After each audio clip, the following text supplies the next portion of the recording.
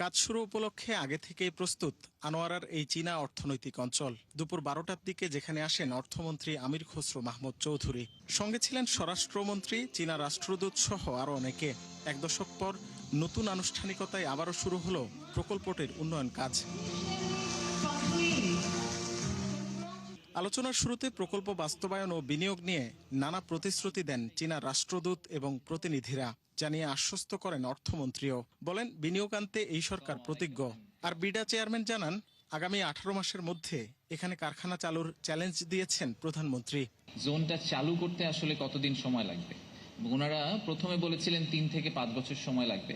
আমাদের মাননীয় প্রধানমন্ত্রী আমাদেরকে চ্যালেঞ্জ করেছিলেন যে 18 মাসের মধ্যে উনি প্রথম ফ্যাক্টরি এখানে দেখতে চান। এবং ওনাদের যে চেয়ারম্যান ছিলেন উনিও প্রমিস করেছেন তারপরে যে প্রথম 18 মাসের মধ্যে উনি প্রথম ফ্যাক্টরিটা প্রোডাকশনে আমরা এই এলাকায় দেখতে পাবো। এখানে 1 লক্ষের অধিক লোক চাকরি করবে। এখানে $500 মিলিয়ন ইনভেস্টমেন্টের কথা বলা হয়েছে, কিন্তু আমি যদি অবকাঠামোগত সবকিছু নেই, এখানে টোটাল $1 বিলিয়ন উপরে ইনভেস্টমেন্ট হবে। চীনা অর্থনৈতিক শিল্পাঞ্চলের রাস্তাঘাট, গ্যাস বিদ্যুৎ, বর্জ্য ব্যবস্থাপনা সহ সার্বিক উন্নয়নে 4,500 কোটি টাকার প্রকল্প অনুমোদন দেয় বর্তমান সরকার, যা যৌথভাবে বাস্তবায়ন করবে বেজা, বিসি, ইআইজেড ও সিআরবিসি।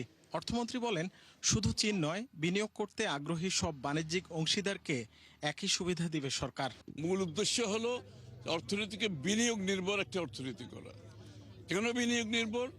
বিনিয়োগ নির্ভরের মাধ্যমে বাংলাদেশের গ্রোথ যদি আমরা বাড়াতে চাই, বাংলাদেশে যদি আমরা কর্মসংস্থান সৃষ্টি করতে চাই, আমরা যে $1 ট্রিলিয়ন ইকোনমির কথা বলছি 2034-এ, সেখানে যেতে হলে আমাদেরকে বিনিয়োগ ছাড়া এবং মোস্টলি প্রাইভেট বিনিয়োগ, প্রাইভেট সেক্টর বিনিয়োগ, বিদেশি বিনিয়োগ। আমরা দেশি এবং বিদেশি সকল বিনিয়োগকারীদের জন্য আমরা নিরাপত্তা নিশ্চিত করব, সিকিউরিটি নিশ্চিত করব ফর অল ইনভেস্টার্স, এবং প্রত্যেকটা ফেজে এইটার ডেভেলপমেন্টের প্রত্যেকটা ফেজে আমরা সেটা এনশিওর করব।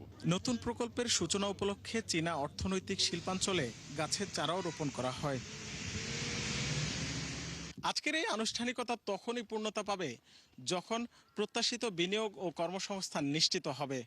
এজন্য যে কোনো মূল্যে নিশ্চিত করতে হবে এই প্রকল্পের সঠিক বাস্তবায়ন, না হলে ভেস্তে যাবে সবই।